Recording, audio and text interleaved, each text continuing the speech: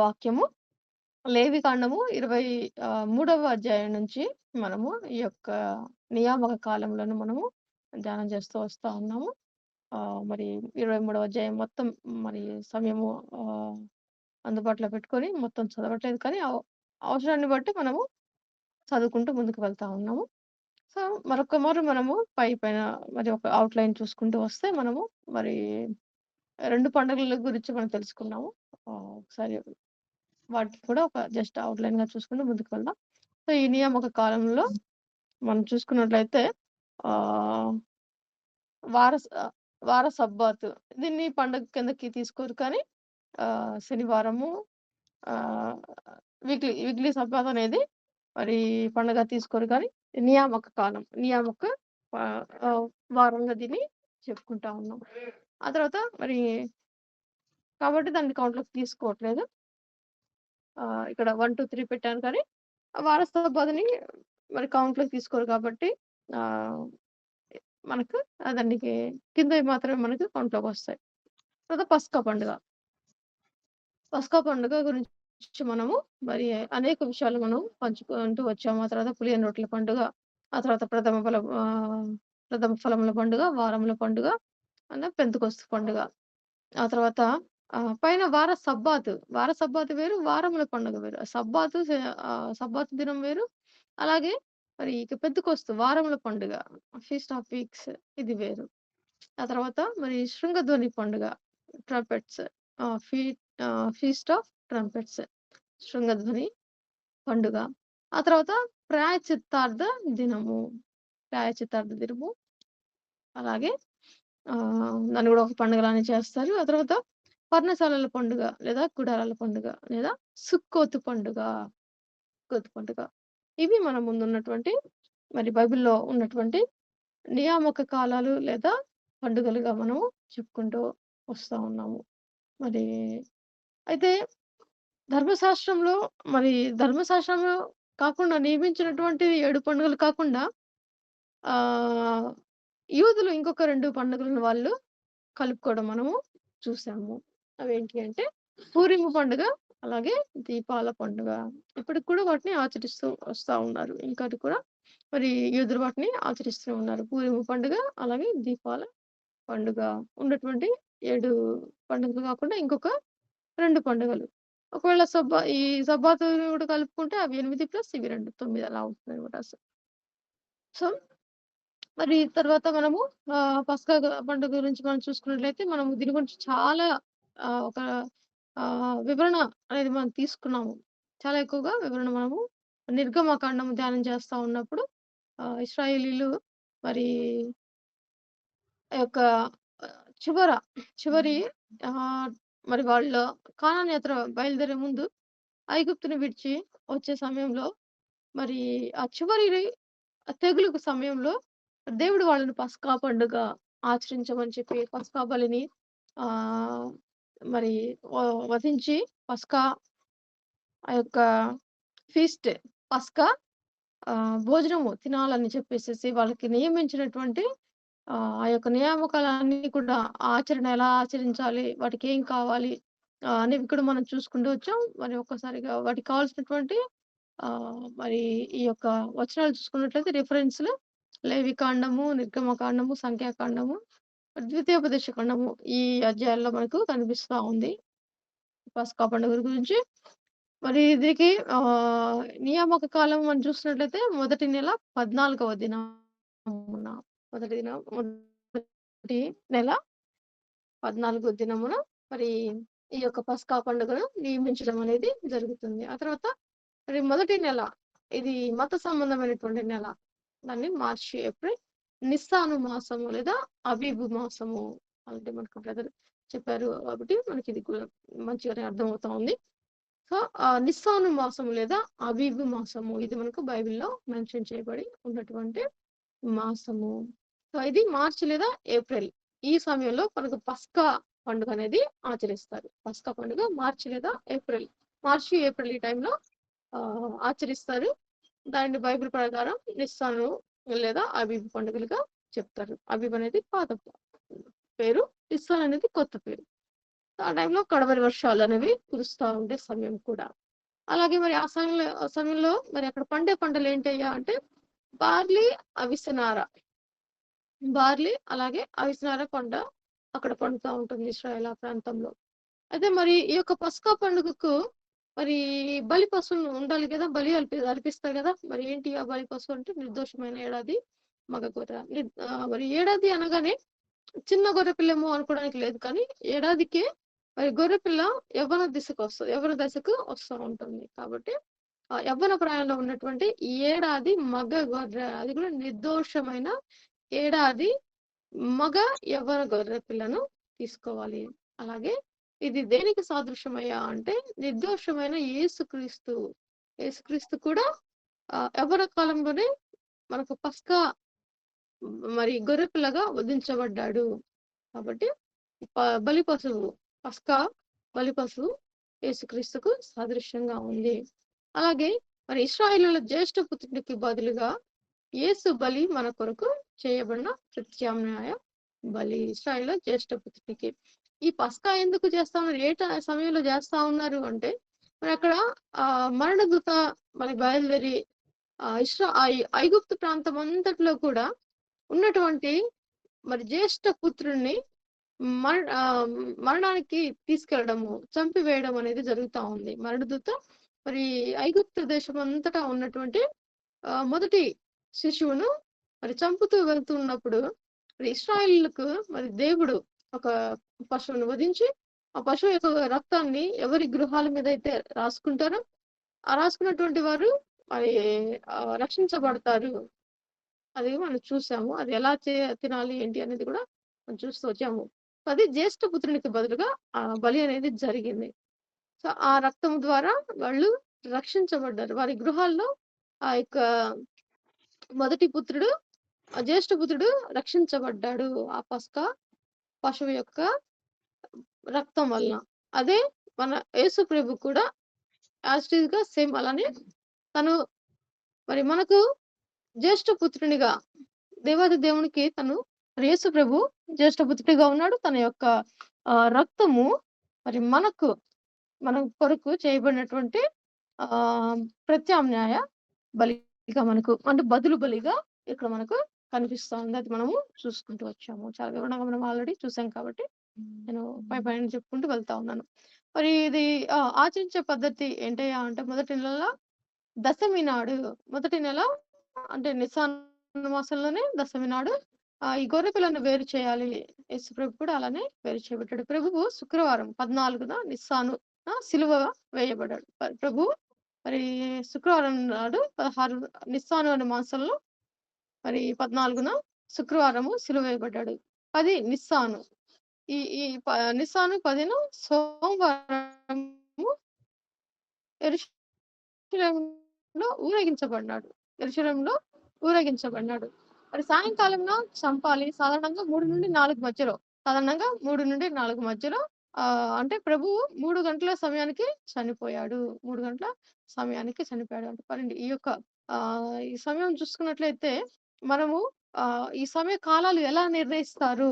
ఇక్కడ శుక్రవారం ఒక చోట ఉండి ఇంకొక చోట శనివారము అలా మరి చనిపోవడము అనేది మనకు కనిపిస్తా ఉంటుంది. ఈ వారాలు మరి ఎలా లెక్క వేస్తారు అనేది మనము చూస్తూ వచ్చాము. ఈ 3 గంటలు అనేసరికి మరి ఉన్నటువంటి 2 గ్రూపులలో ఒక గ్రూప్ వారు మరి ఉదయం నుంచి ఉదయానికి, ఇంకొక గ్రూప్ వారు సాయంత్రం కాలం నుంచి సాయంత్రానికి లెక్కేస్తారు కాబట్టి, ఉదయకాలం నుంచి ఉదయకాలానికి లెక్కేసే వాళ్ళకి ఈ 3 అనేది నెక్స్ట్ డే కిందకొస్తది. సో, అలాగన ఒకరికి మరి శుక్రవారం యేసుప్రభు సిలువ వేయబడిన దినమైతే ఇంకొకళ్ళకి శనివారం అయిపోతది. అది మనము మరి గమనించుకుంటూ, చూసుకుంటూ వచ్చాము. అది పస్కా ఆచరించే పద్ధతిలో మరి ఎలా ఇంకా చేయాలి అంటే మరి ఉడికించకూడదు. పస్కా పశువును మరి మాంసాన్ని ఉడికించకూడదు. కాల్చాలి. ఎముకలు విరగకూడదు. ఎముకలు విరగకూడదు. మరి యేసుప్రభు కూడా ఎముకలు విరగలేదు.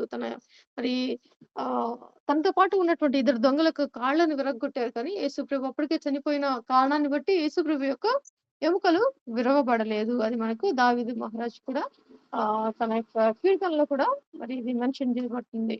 ఎముకైనను విరవబడలేదు అని. ఆ తర్వాత మరి రాత్రి మిగిలిన దాన్ని ఉదయాన్నే కాల్చివేయాలి కానీ దాన్ని తినకూడదిక. అంతా కూడా ఆ రోజే తినాలి. ఒకవేళ తినలేకపోతే ఆ రోజు తినాలి. లేదంటే ఉదయాన్నే దాన్ని కాల్చివేయాలి కానీ దాన్ని నెక్స్ట్ డేకి మరుసటి దినానికి దాన్ని ఉంచుకొనకూడదు.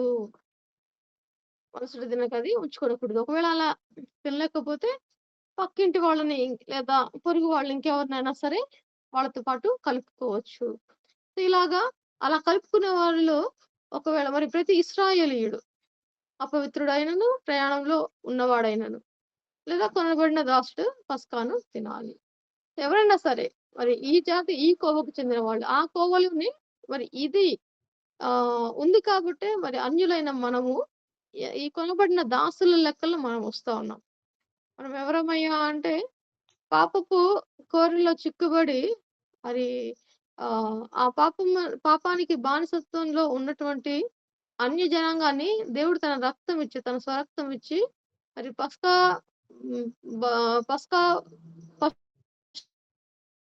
అయ్యాడు కాబట్టి తన రక్తం ద్వారా కొనబడిన అన్య జనాంగము, అన్య జనాంగము మరి రక్తం ద్వారా కొనబడిన తర్వాత విడుదలనేది వచ్చేసేసింది. దాసత్వం అనేది పోయి క్షమించాలి. నేను స్క్రీన్ షేర్ చేశాననుకున్నాను ఇందాక నుంచి.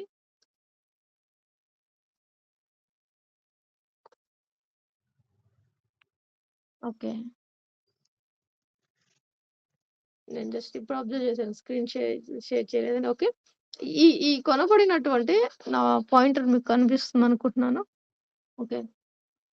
ఈ కొనబడినటువంటి దాసుడు ఇప్పుడు కొనబడినాడు కాబట్టి యజమానికి హక్కుంది. అయితే దాసుడుగానైనా ఉంచుకోవచ్చు. లేదంటే తనని విడుదల కూడా చేయొచ్చు. తన సంకెళ్ళ నుంచి విడుదల కూడా చేసి తనకు విడుదల ఇవ్వచ్చు. అది ఆ యొక్క హక్కు కొనినటువంటి కొనినటువంటి యజమానికుంటుంది. సో, మన దేవాతి దేవుడు మరి తన స్వరక్తం ఇచ్చి కొని ఇకపై దాసురాళ్ళుగా ఆయన పిలవట్లేదు కానీ, కుమారుడు వారసత్వపు హక్కును కలుగజేస్తా ఉన్నాడు. అలాగే స్నేహితునిగా స్నేహితురాళ్ళుగా ఆయన మనల్ని చూస్తా ఉన్నాడు కానీ, ఇకపై దాసులము కానే కాము. దాసత్వపు సంఘాల కిందకి మనము రాము. సో, ఇప్పుడు మనము ఫ్రీ అయ్యాము. అంత మాత్రమే కాదు కానీ, ఆయన కుమారులుగా వారసత్వాన్ని ఆయన మనకిస్తా ఉన్నాడు కాబట్టి, మనము ఈ యొక్క ఆహ్, పాపం నుంచి విడుదల పొందిన వారమే మాత్రమే కాదు, అలాగే నరకం నుంచి తప్పింపబడిన వారు మాత్రమే కాదు కానీ, మనం పరలోకానికి వారసులమయ్యాము. ఆయన రక్తం ద్వారా ఆయన రక్తంలో కొనబడి మనము ఆయన రాజ్యానికి మనము వారసులమయ్యాము. ఇంతకు మించిన గొప్పతనము, ధన్యత ఇంకొకటి లేనే లేదు. మరి ఆ తర్వాత మనం చూసినట్లయితే ఇంకా ఇందాక చెప్పాం గదా! 2 ప్రాంతాల్లో యూదులు. ఒక ప్రాంతంలోనే యూదులేం జేస్తారు అంటే ఆహ్, ఉదయం ఈ ఉత్తర పాలస్తీనా వాళ్ళు, ఇంకొకళ్ళు దక్షిణ పాలస్తీనా వాళ్ళు. ఈ ఈ ఈ ఈ యూదయలోని యూదులు, అలాగే సద్దుకయ్యులు సూర్యాస్తమయం అంటే ఉదయం నుంచి మళ్ళా ఉదయం వరకు దినాలు లెక్కిస్తారు. కాబట్టి వీళ్ళకు గురువారము మరి మధ్యాహ్నం వరకు ఉదయకాలం వరకు చూస్తే మరి ఈ ఈ బ్యాచ్‌కి దక్షిణ వాళ్ళకి వీళ్ళకి ఉదయం వరకు చూస్తే ఉత్తర ప్రాంతం వాళ్ళు, దక్షిణ ప్రాంతం వాళ్ళు సాయంత్రం నుంచి సాయంత్రానికి చూస్తారు. కాబట్టి వీళ్ళకి మరి నెక్స్ట్ డే మార్నింగ్ వరకు గురువారం అయితే వీళ్ళకు వీళ్ళకు ఏమవుతుంది ఇక్కడ సద్దుకాయలు సూర్యాస్తమయం నుండి సూర్యాస్తమయం వరకు దినము లెక్కిస్తారు. వీరికి నిస్సాను 14 గురువారం సాయంకాలం వరకు ఉంటుంది. సాయంకాలంతో ప్రారంభమై మళ్ళా సాయంత్రం శుక్రవారం సాయంకాలం వరకు గురువారం సాయంత్రము స్టార్ట్ అయ్యి మళ్ళా గురువారము మళ్ళీ శుక్రవారం. ఈరోజు గురువారం అయితే రేపు శుక్రవారం అయితే ఈరోజు గురువారం సాయంత్రం నుంచి రేపు సాయంత్రం వరకు వీళ్ళకు గురువారమే అవుతుంది. ఆ తర్వాత శుక్రవారం రాత్రి నిస్సాన 10 పులియని రొట్టెల పండుగను వీళ్ళు ప్రారంభిస్తారు. పస్కా పశువును భుజించిన తర్వాత. 2 కలిపి చేస్తా ఉంటారు కాబట్టి. తర్వాత గలిలయలోని యూదులు మరి పరిసయ్యులు వీళ్ళ పరిస్థితి ఏంటంటే ఉదయం నుండి ఉదయం వరకు దినాలు లెక్కిస్తారు కాబట్టి వీళ్ళకి గురువారం ఉదయం నుంచి మళ్ళా మరి ప్రారంభంగా పస్కా పశువు రాత్రి తినివేయాలి. కనుక గురువారం రాత్రి పులియని రొట్టెల పండుగ ఆచరించి పస్కాను తిన్నారు. అలానే మనం చూసుకున్నట్లయితే బైబిల్లో కూడా రెడ్డి గారి నోట్బుక్ ఇదంతా కూడా. అలాగే మరి ఈ మిస్పా టామిట్ 3-2 అలాగే బెర్ఖాట్ 1-1 లో కూడా ఇది రాయబడింది. ఈ బుక్స్ లో కూడా ఇది రాయబడింది. అక్కడ నుంచి ఇన్ఫర్మేషన్ అనేది వస్తా ఉందన్నమాట. అది మీరు గమనించాలి. అలాగే మరి ఈ పులియని రొట్టెల పండుగ అంటే ఇదంతా పస్కా పండుగ. ఈ పస్కా పండుగలో మనం ఏం చేస్తా ఉన్నామంటే అక్కడ వెంటనే పస్కా పశువును వధించిన వెంటనే ఈ రొట్టెల పస్కా పండుగ పులియని రొట్టెల పండుగ ఒకే పండుగ, దాదాపు ఒకే పండుగలా ఉంటుంది. ఒకే పండుగలా ఉంటుంది. కొనసాగింపు జస్ట్ వెంటనే అవి కొనసాగింపులోనే ఉంటాయి అన్నమాట. అది కనుక ఇది కూడా మనము ఆల్రెడీ ఇంతకుముందు దీన్ని కూడా ఎక్కువగా మనం ధ్యానం చేసుకుంటూ వచ్చాము. సేమ్ అదే యూదులు మరి ఐగుప్తు నుంచి బయటకు వచ్చే సమయంలో మనం దీని గురించి కూడా మనము ధ్యానం చేసుకున్నాము. ఏంటయ్యా ఈ పస్కా పండుగ అంటే ఈ పులియని రొట్టెల పండుగ ఏంటి, ఎందుకు చేస్తా ఉంటారంటే వాళ్ళు మరి ఐగుప్తు నుంచి ఆ దాసత్వం నుంచి బయటికి వచ్చేటప్పుడు హడావిడిగా వాళ్ళు బయటికి రావడం అనేది జరిగింది. అలాగే అలా వచ్చేటప్పుడు ఎందుకు ఈ పులియనిది రొట్టెలు అంటే వాళ్ళు ఆ వచ్చిన సమయంలో వాళ్ళు నైట్ మరి వాళ్ళు ప్రిపేర్ చేసుకున్న ఆ రొట్టె పిండి వాళ్ళు బయటికి వచ్చిన తర్వాత కూడా అది ఇంకా పులియలేదు. అంటే అంత హడావిడిగా వాళ్ళొచ్చారు. అంత హడావిడిగా మరి ఇశ్రాయేల్ ఐగుప్తులు కూడా వాళ్ళను మరి మీరు వెళ్ళిపోండి అని బతిలాడడము చూడొచ్చు. మీరు ఇక వెళ్ళిపోండి అని బతిలాడడం వాళ్ళను చూస్తా ఉంటాం మనము. అలాగే మరి ఆ యొక్క పులియని స్వభావం ఏంటి అంటే ఇప్పటిదాకా మరి పాపమును విడిచిపెట్టి బయటికి రావడము. పాపపు స్వభావం నుంచి మరి బయటికొచ్చేసాము అన్న దానికి అలాగే మరి ఆ యొక్క పస్కా విందులో ఈ పులియని రొట్టెల పండుగ, పస్కా పండుగ ఇది దాదాపు మొత్తము ఒకే పండుగలాగా కొనసాగిస్తుంది. ఈ పస్కా యొక్క విందులో అలాగే ఈ పులియని రొట్టెలు వీటి యొక్క సారాంశంగా మనం ఏం తీసుకుంటామంటే దీంట్లో ఉండేటువంటి చేదు కూరలనేవి వీటిలో ఒక భాగంగా ఉంటుంది ఆ ప్లేట్‌లో. ఆ చేదు కూరలు దేనికి సాదృశ్యంగా ఉంటుంది అంటే చేదు అనుభవాల గురించి. ఐగుప్తులో ఉన్నటువంటి చేదు అనుభవాలు. దానికి సాదృశ్యంగా వీళ్ళు ఖచ్చితంగా ఆ పస్కా యొక్క భోజనంలో చేదు కూరలను తింటారు. అలాగే ఈ పులియని రొట్టెలేంటంటే పాపపు స్వభావానిగా విడిచిపెట్టి ఆ ఐగుప్తు యొక్క స్వభావాన్ని విడిచిపెట్టడము. హడావిడిగా విడిచిపెట్టి రావడం అనేది చూస్తూ ఉంటాం. తర్వాత మరి 15 నిస్సాను నుండి 21 వరకు 7 రోజులు పులియని రొట్టెలు తినాలి. నిస్సాను 14 సాయంకాలం 4 గంటలకు పస్కా పశువును బలి ఇవ్వాలి. ఆ తర్వాత సూర్యాస్తమయము తర్వాత నిస్సాను 15 ప్రారంభమవుతుంది. నిస్సాను 14న సాయంకాలం 4 గంటలకు సాయంత్రం కాలం నుంచి వీళ్ళకి మొదలవుతుంది. అప్పుడేం చేస్తారంటే పస్కా పశువును బలిచ్చిన తర్వాత నెక్స్ట్ సూర్యాస్తమయము మళ్ళా సాయంత్రమే. తర్వాత నిస్సాను 15 ప్రారంభమైంది. వీళ్ళకు 14 సాయంత్రం నుంచి మళ్ళా 15 సాయంత్రం వరకు సాయంత్రానికి నెక్స్ట్ డే సాయంత్రానికి 15 ప్రారంభమవుతుంది. 4 నుండి సూర్యాస్తమయం వరకు వధించిన పస్కా పశువును తినుటకు సిద్ధం చేయాలి.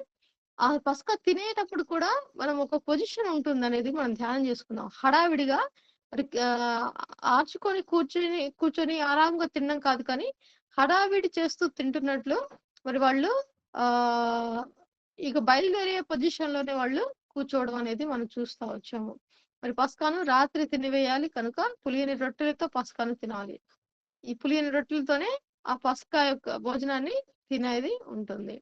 15 నిస్సాను నుండి 21 వరకు ఈ 7 రోజులు ఈ పులియని రొట్టెలు తినాల్సి ఉంది. ఇది పండుగ జరుపుకునే పద్ధతి. అది కూడా మరి ఎవరి ఇళ్లలో వాళ్ళు తమ కుటుంబాలతో కలిసి తినాలి. ఇది ఒక్కొక్కరు తినేది కాదు కానీ కుటుంబంతో కలిసి తినాలి. ఇశ్రాయేలీయులు పిండి పులవక ముందే ఐగుప్తు నుండి బయలుదేరిపోయారు కనుక వారు పులియని రొట్టెలు తిన్నారు. పులియని రొట్టెలు తినడం వారు ఐగుప్తు దాస్యం నుండి పొందిన విడుదలను సాదృశ్యపరుస్తుంది. ఆ తర్వాత మరి పండుగ ఏర్పడిన తర్వాత పులిసిన పిండిని తమ గృహాల్లో నుండి తీసివేయాలి. ఆ తర్వాత 7 దినాల్లో పులిసినది ఏది కూడా వాళ్ళ గృహాల్లో ఉండకూడదు. ఆ పులిసినది ఏది కూడా ఇక ఉండకూడదు. అలా ఉంది అంటే ఇంకా వాళ్ళలో పాపపు స్వభావము వాళ్ళు విడిచిపెట్టలేదు అనే దానికి సాదృశ్యం అవుతుంది. కాబట్టి ఖచ్చితంగా పులిసిన పిండి ఏదైనా ఉంది అంటే దాన్ని తీసివేయాలి. ఇది మరి పాపానికి సాదృశ్యం అనేది ఎక్కడుంది అంటే 1 కొరింథీ 5:8 ఇదంతా కూడా మనము ఇంతకుముందు చూసాం కాబట్టి దీన్ని మరలా మనము చూడట్లేదు. అలాగే ఏపీఎస్సీలో కూడా, అలాగే లూకాలో, గలతీలో కూడా, మార్కు, అలాగే మత్తయి. ఈ యొక్క వచనాలలో మరి ఈ యొక్క పులియని పిండి యొక్క మరి పులిసిన పిండి పాపానికి సాదృశ్యంగా ఉందని ఈ వచనాల్లో మనము చూడొచ్చు. మరి విశ్వాస యొక్క పరిశుద్ధ జీవితానికి సాదృశ్యపరుస్తూ మరి ఈ యొక్క పులిసిన పిండి ఉంది. అలాగే పులియని రొట్టె యేసు యొక్క విరవబడిన శరీరానికి సాదృశ్యము. నిత్య జీవం గలవాడని ప్రభువు చెప్తా ఉన్నాడు. అలాగే చేదుకురలతో తినాలి. ఇది శ్రమలకు చేదుకురలకు సాదృశ్యము. 7వ రోజు పని చేయకూడదు. ఐగుప్తు నుండి దొరికిన విశ్రాంతికి ఇది సాదృశ్యము. ఐగుప్తు నుంచి దొరికిన విశ్రాంతికి సాదృశ్యం. అలాగే మనం సృష్టి క్రమం చూసుకున్నట్టయితే 7వ రోజు మరి అది విశ్రాంతి దినంగా కూడా మనము చూసుకొనవచ్చు. అలాగే మరి ఇప్పుడు మూడవ పండుగను మనం చూసుకున్నట్లయితే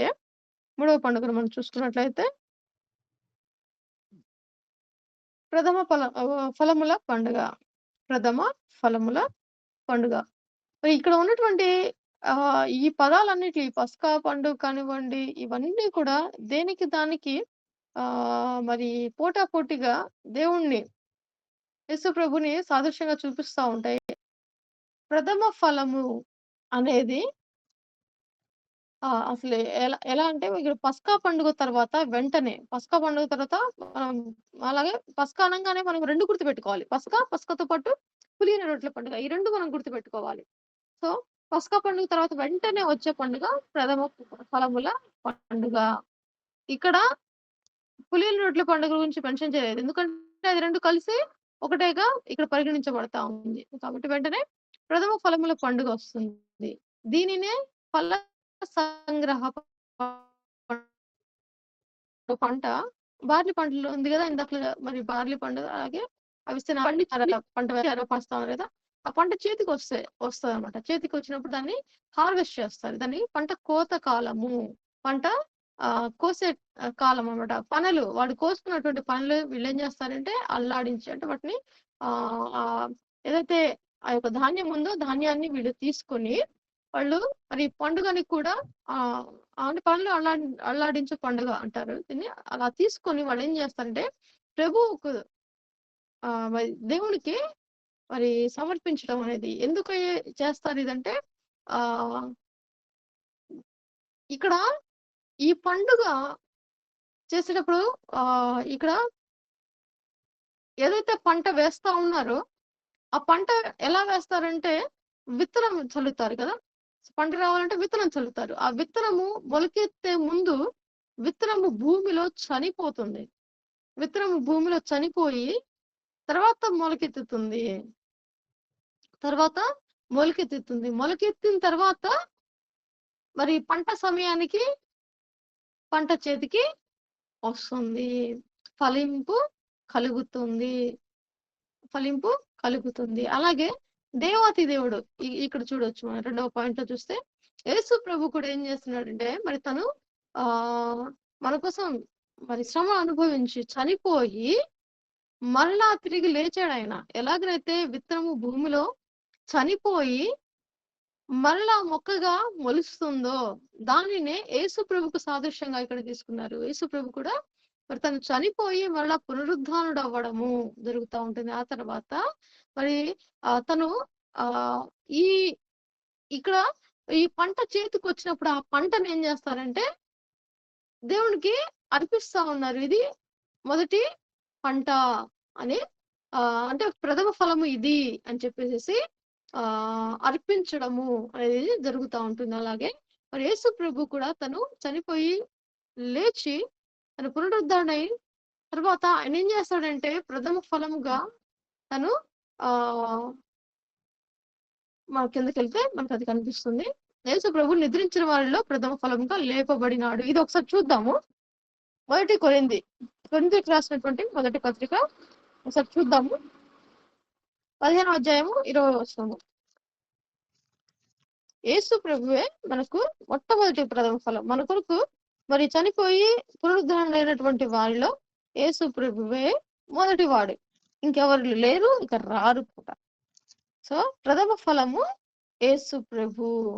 ప్రథమ ఫలముగా యేసు ప్రభుగా మనకి ఇక్కడ సాదృశ్యంగా కనిపిస్తా ఉంది. ఎలాగైతే ఇక్కడ ఈ పంట మొక్క విత్తనం విషయంలో మనం చూసుకున్నట్లయితే అలాగే ఇక్కడ అదే సాదృశ్యము యేసు ప్రభులో కనిపిస్తూ ఉంటుంది. కొరింథీయులకు రాసినటువంటి 1వ పత్రిక 15వ అధ్యాయం 20లో చూసుకున్నట్లయితే 23వ వచనం చూస్తున్నా. 23వ వచనం చూసినట్లయితే ప్రతి వాడును తన వరుసలో బ్రతికింపబడును. ప్రథమ ఫలము క్రీస్తు. ప్రథమ ఫలము క్రీస్తు. లేదా మళ్ళీ 20 నుంచి చదువుకున్నట్లయితే మళ్ళా 20వ వచనం మనం చూసినట్లయితే ఇప్పుడైతే నిద్రించిన వారిలో అలాగే ఇక్కడ విత్తనాన్ని ఇక్కడ పెట్టుకుందాం. విత్తనము భూమిలో పాతి పెట్టబడింది అనుకో. ఆ నిద్రించిన వారిలో ప్రథమ ఫలముగా క్రీస్తు, అలాగే విత్తనం కూడా మృతులలో నుండి లేపబడి ఉన్నాడు. లేపబడ్డము, అలాగే విత్తనం కూడా మొలకెత్తుతా ఉంది. మరి మనుషుని ద్వారా మరణము వచ్చును గనుక మనుషుని ద్వారానే మృతుల పునరుద్ధానం కలిగెను. ఆదాము నందు మనకు అందరూ ఎలాగో మృతి నుంచున్నారో అలాగనే క్రీస్తునందు అందరూ బ్రతికింపబడదురు. ప్రతి వాడును తన వరుసలోనే బ్రతికింపబడను. ప్రతి వాడు కూడా తన వరుసలోనే బ్రతికింపబడును. అయితే ప్రథమ ఫలము క్రీస్తే.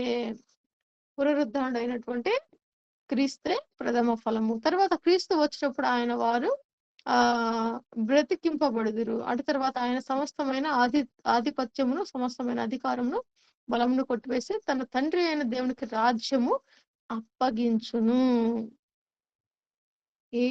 ఈ ప్రథమ ఫలముగా ఉన్నటువంటి సాదృశ్యంగా ఉన్నటువంటి యేసు ప్రభు తండ్రికి సమస్తాన్ని అప్పగిస్తా ఉన్నాడు. అలాగే ఇశ్రాయేలీయులు కూడా మరి దీనికి సాదృశ్యంగా వాళ్ళు ఏం చేస్తారు అంటే వారు మొట్టమొదటి మరి పంటను ఏం చేస్తారంటే ఈ ప్రథమ ఫలములుగా దేవునికి అర్పించడం అనేది జరుగుతూ ఉంటుంది. ఇక్కడ ఈ 2వ పాయింట్ చదివినట్లయితే యేసు ప్రభు నిద్రించిన వారిలో ప్రథమ ఫలముగా లేపబడినాడు. ఈ పండుగ ప్రభు యొక్క పునరుద్ధానానికి సాదృశ్యంగా ఉంది. ప్రభు తన జీవితాన్ని నేలలో పడి చనిపోయే విత్తనంతో పోల్చాడు. అలాగే ప్రథమ ఫలముల ముందు దేవునికి అర్పింపబడాలి. అప్పటి వరకు వెన్నులోని గింజలు ఎవ్వరు తినకూడదు. ప్రభు తండ్రి చేత అంగీకరించబడ్డాడు. మనము క్రీస్తులో తండ్రి చేత అంగీకరించబడ్డాము. మనము కూడా క్రీస్తులో తండ్రి చేత అంగీకరించబడ్డాము. క్రీస్తు అంగీకరింపబడ్డాడు. ఎందుకంటే ఆయన పస్కా పశువుగా నిర్దోషమైన పశువుగా అర్పింపబడ్డాడు. నిర్దోషమైనటువంటి ప్రతి పశువు యొక్క బలి ఖచ్చితంగా స్వీకరింపబడుతుంది. అలాగనే నిర్దోషమైనటువంటి వాడు దేవాతి దేవుడు యేసు ప్రభు. కాబట్టి ఆయన బలి మరి దేవునికి ప్రథమ ఫలముగా అర్పింపబడింది. ఆయన ప్రథమ ఫలముగా మరి తండ్రే ఏర్పాటు చేశాడంటే ఆయన అంగీకరించాడు. తండ్రే ఏర్పాటు చేశాడంటే ఆయనే అంగీకరించాడు. ఆయన ప్రథమ ఫలంగా స్వీకరించాడు. ఆ క్రీస్తులో మనము తండ్రి చేత అంగీకరింపబడ్డాము. మనంతట మనం కాదు, కానీ క్రీస్తులో అంగీకరింపబడ్డాము. అలాగే వీళ్ళు ఈ పంటను మరి అలా ఇదే రీతిగా ఆ పనులు ఏం చేస్తారంటే వాటిని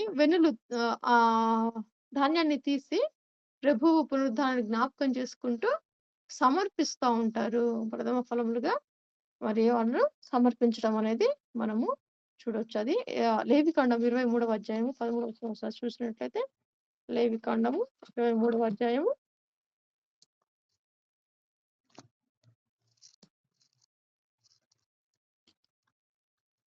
23:15వ వచనం ఒకసారి చూసినట్లయితే మీరు విశ్రాంతి దినమునకు మరునాడు మొదలుకొని అనగా అల్లాడించు పనను మీరు తెచ్చిన దినము మొదలుకొని 7 వారములు లెక్కింపవలెను. లెక్కకు తక్కువ కాకుండా 7 వారములు ఉండవలెను. ఏడవ విశ్రాంతి దినపు మరుదినము వరకు మీరు 10 దినములు లెక్కించి యెహోవాకు క్రొత్త ఫలములతో నైవేద్యము అర్పింపవలెను. క్రొత్త ఫలములతో మొదటి ఫలము. అలాగే ఇది ప్రభువుకు సాదృశ్యంగా ఉంది. కాబట్టే దీనికి సాదృశ్యంగానే మరి కొన్ని సంఘాల్లో మనం చూసినట్లయితే ఈ యొక్క ఆహ్, ప్రథమ ఫలము సంఘానికి తీసుకొచ్చి చర్చ్‌లో సమర్పించడం అనేది ఇప్పటికి కూడా కొనసాగిస్తా ఉన్నారు. దీన్ని ఫాలో అవుతా ఉన్నారు. ఇది చేయకూడదు అనేది లేదు. చేయకూడదనేది లేదు. ఖచ్చితంగా చేయాలని కూడా లేదు. ఖచ్చితంగా చేయాలని కూడా లేదు. ఇక్కడ ఆహ్, మనకేంటి అంటే ప్రథమ ఫలముగా ఇశ్రాయేల్ ఇది యూదులకు ఆచారము. యూదుల యొక్క ఆచారము. అయితే మనకు ప్రథమ ఫలంగా దేవుడు యేసుప్రభు చేసి ఉన్నాడు కాబట్టి, మనము మరి దీన్ని మరి మన సంఘాలలో సంఘ అభివృద్ధి కొరకు మరి ఏదైతే అలాగే మరి ఈ యొక్క సంఘటనను దేవుని యొక్క పునరుద్ధానాన్ని జ్ఞాపకం చేసుకుంటూ, ఈ యొక్క యూదులు ఏం చేస్తానంటే యేసుప్రభు యొక్క ఆ పునరుద్ధానాన్ని జ్ఞాపకం చేసుకుంటూ, ఈ యొక్క ఇప్పుడున్నటువంటి యూదులు ఈ పునరుద్ధానాన్ని జ్ఞాపకం చేసుకుంటూ, ఈ యొక్క ప్రథమ ఫలంలో పండగను జరిగిస్తా ఉన్నారు. ప్రథమ ఫలముల యొక్క పండుగను జరిగిస్తా ఉన్నారు. అలాగే మనం కూడా మరి మన సంఘాలలో ఇదే ప్రథమ ఫలము పండుగను ప్రథమ ఫలముల పండుగను అలాగే యేసు ప్రభువే ప్రథమ ఫలముగా అర్పింపబడ్డాడు అనే దాన్ని మనం జ్ఞాపకం చేసుకుంటూ, మన పంటల్లో నుంచి కానివ్వండి, దేని నుంచైనా సరే ప్రథమ ఫలముగా ఉన్నటువంటి మొట్టమొదటి దాన్ని కూడా మనము అర్పించొచ్చు. అర్పించవచ్చు. దాన్ని ఆచారంగా కాదు కానీ ఆహ్, కృతజ్ఞతగా లేదా గౌరవార్థంగా జరిగించవచ్చు అనేది మనము గమనించాలి. సో, దీనికి మరి పాత నిబంధన నుంచి మనము కృత నిబంధనలో దేవుడు కనెక్షన్ చాలా చక్కగా మనకు కనిపిస్తా ఉంది. అలాగే తర్వాత, తర్వాత మనం చూసినట్లయితే పెంతుకొస్తు పండుగ. పెంతుకొస్తు పండుగ. ఈ పెంతెకొస్తు పండుగ దీన్నే వారాల పండుగని కూడా అంటారు. దీన్ని వారాల పండుగని కూడా అంటారు. లేవి కాండంలోనే 23వ అధ్యాయము 15 వచనం నుంచి 21 వరకు మనం చూసుకున్నట్లయితే అక్కడ మనకు ఉంటుంది. మొత్తము చదవట్లేదు కానీ 21 వరకు మనం చూసుకున్నట్లయితే అదంతా కూడా ఆహ్, మనకు ఈ యొక్క పెంతెకొస్తు పండుగ గురించి ఉంటుంది. ఒక్క నిమిషము. మనకిక్కడ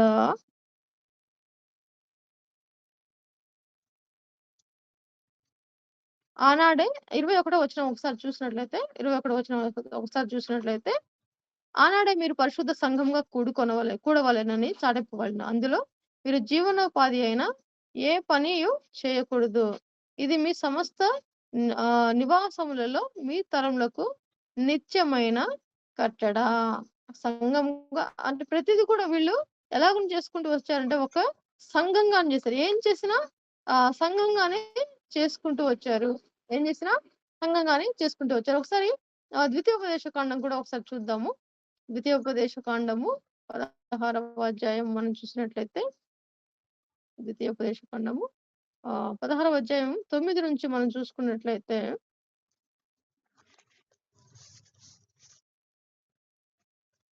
7 వారములు నీవు లెక్కింపవలెను. పంట చేని పైని కొడవలి మొదట వేసినది మొదలుకొని 7 వారములు లెక్కించి 7 వారములు లెక్కించి నీ దేవుడైన యెహోవాకు వారముల పండుగ ఆచరించుటకై నీ చేతనైనంత స్వేచ్ఛార్పణములు సిద్ధపరచవలెను. నీ దేవుడైన యెహోవా నిన్ను ఆశీర్వదించిన కొలది దాన్ని ఇయ్యవలెను. అప్పుడు నీవును, నీ కుమారుడును, నీ కుమార్తెయును, నీ దాసుడును, నీ దాసియును, నీ గ్రామంలోనున్న లేవీయులను, నీ మధ్యనున్న పరదేశులను, తల్లిదండ్రులు లేని వారును, విధవరాండ్రును నీ దేవుడైన యెహోవా తన నామమును స్థాపించుటకై ఏర్పరచుకున్న స్థలమున నీ దేవుడైన యెహోవా సన్నిధిని సంతోషింపవలెను. నీ ఇవై ఐగుప్తులో దాసుడ కట్టడలు జరుపుకొనవలెను. ఇది వారములు పండుగ కాదు. దీన్ని 7 వారాలు లెక్కింపవలెను. పంట చేని పైన కొడవలి మొదట వేసినది మొదలుకొని, కొడవలి వేసినది మొదలుకొని ఎప్పటిదాకంట 7 వారాలు లెక్కించాలి. 7 వారాలు లెక్కించిన తర్వాత ఆ లెక్క ఎలా ఉంటుందంటే పస్కా పండుగ తర్వాత వచ్చే సబ్బాతు మొదటి దినము. ఈ సబ్బాతు మనం అనుకున్నాం. ఖచ్చితంగా సబ్బాతు అనంటే శనివారం అని మాత్రమే అనడానికి వీల్లేదు. అది ఏ రోజైనా ఈ లెక్క ప్రకారం ఏ రోజైనా రావచ్చు. ముందు వెనకాల రావచ్చు.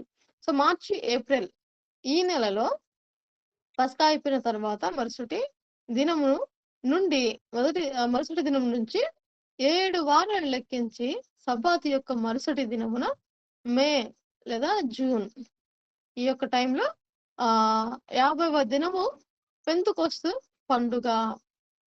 పెంతుకొస్తు పండుగ. ఇది మనము కృత నిబంధనలో చూస్తాము. కృత నిబంధనలో మనము ఈ పెంతుకొస్తు పండుగను మనము చూస్తాం. ఇది క్రీస్తు సంఘము జన్మించిన దినము. ఇది కృత నిబంధనలో జరుపుకోవడం మనం చూస్తా ఉన్నాము.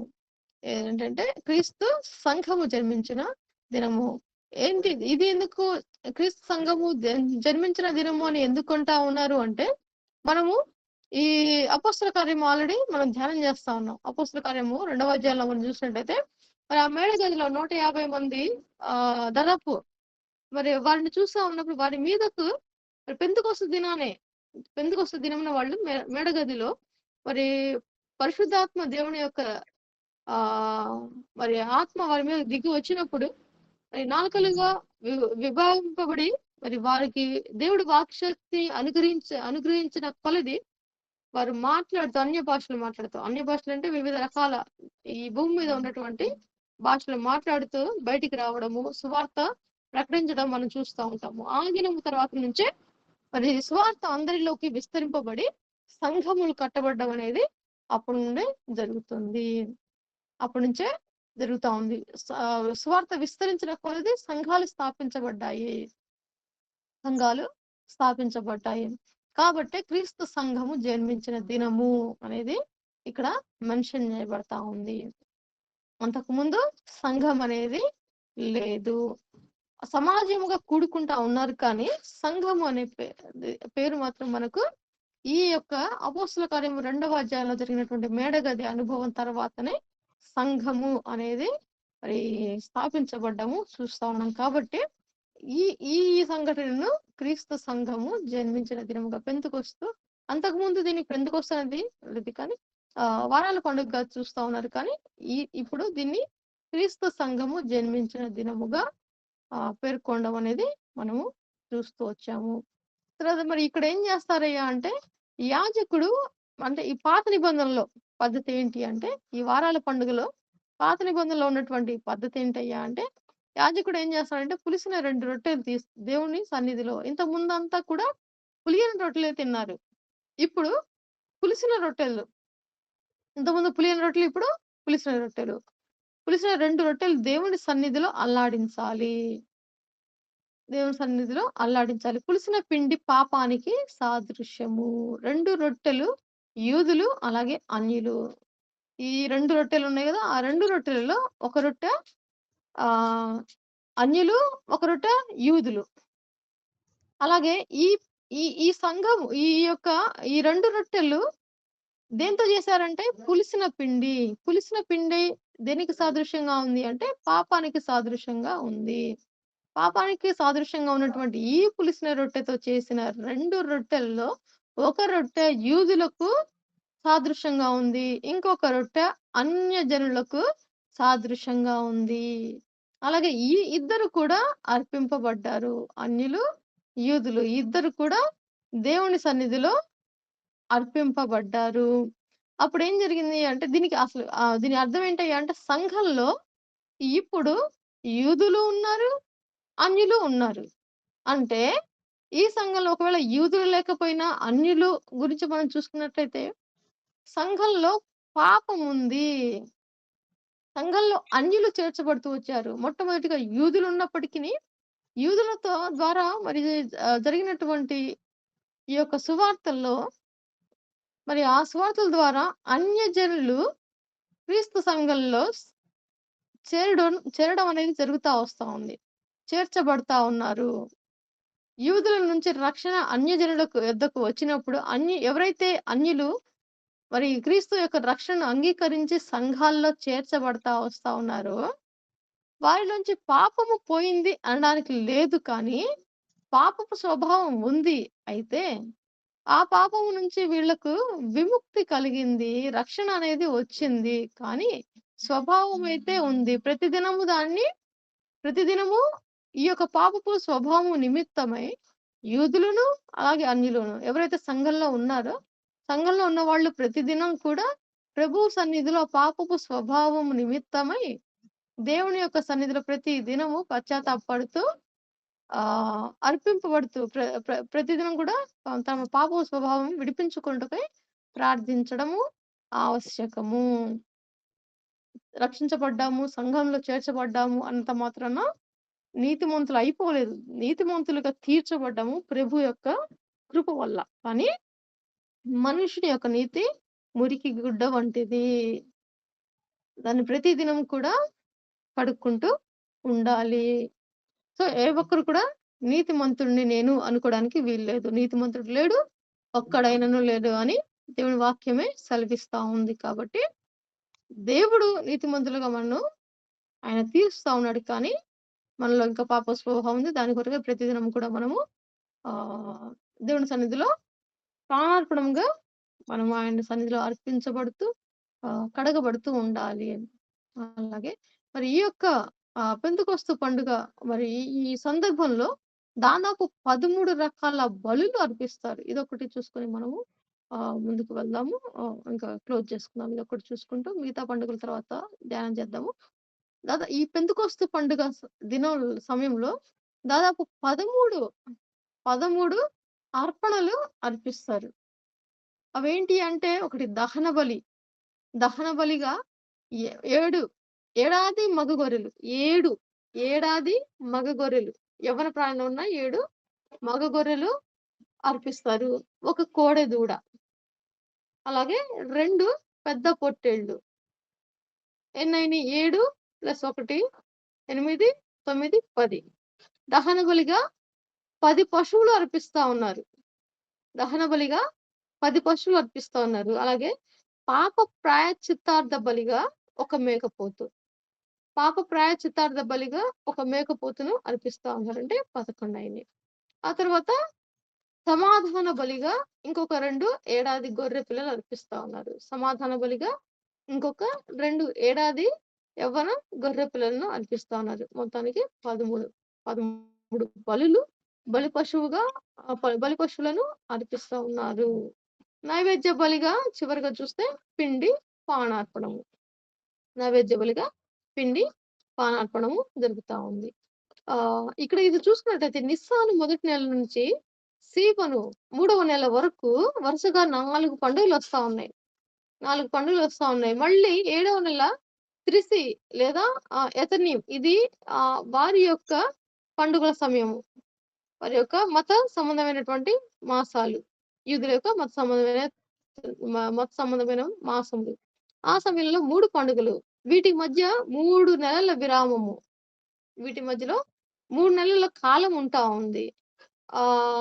దీన్ని బహుశా సంఘ కాలాన్ని చూపిస్తూ ఉంది అని చెప్పేసేసి చెప్తూ ఉంటారు పండితులు. సంఘ కాలంలో ఇశ్రాయేలీయులను దేవుడు పక్కకు పెట్టాడు. ఇశ్రాయేలును పక్కకు పెట్టాడు అంటే ఇక్కడ మనం గమనించాల్సిందంటే అంటే జాతిని పక్కన పెట్టాడు. మనుషులను పక్కన పెట్టలేదు. కానీ ఇక్కడ జాతిని పక్కన పెట్టాడు. జాతిని పక్కన పెట్టాడు కాబట్టే అన్యజనులు చేర్చబడ్డారు.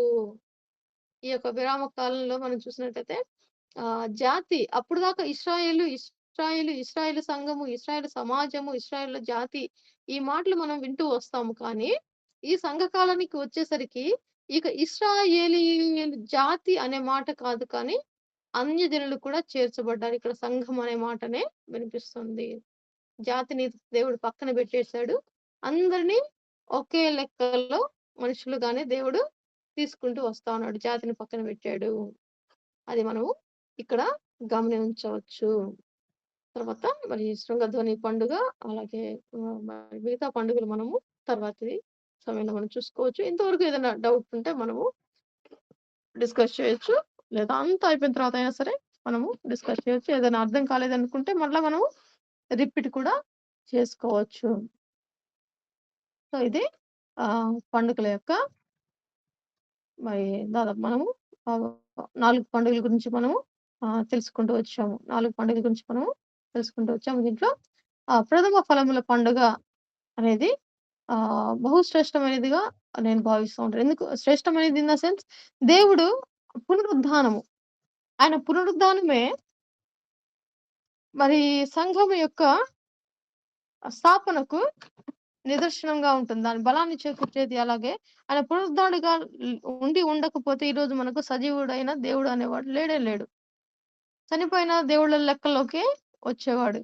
ఆయన పునరుద్ధానుడవ్వడము నిజంగా అది కూడా ఆయన ప్రథమ ఫలముగా అర్పింపబడ్డము. ప్రథమ ఫలముగా మన కొరకు ఆయన అర్పించబడ్డాడు.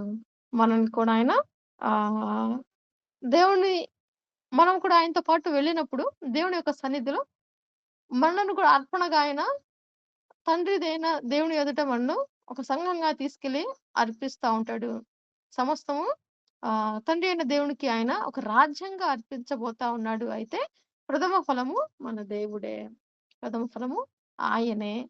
ఆయన ద్వారా మనము తండ్రి చేతికి అప్పగింపబడతా ఉన్నాము. ఒక రాజ్యముగా లేదా ఒక సంఘముగా. ఇది దేవుడు మనకిచ్చినటువంటి ఆధిక్యత. ఇది గొప్ప ధన్యత. సో, దేవుడు ఈ మాటలను దీవించి ఆశీర్వదించును గాక.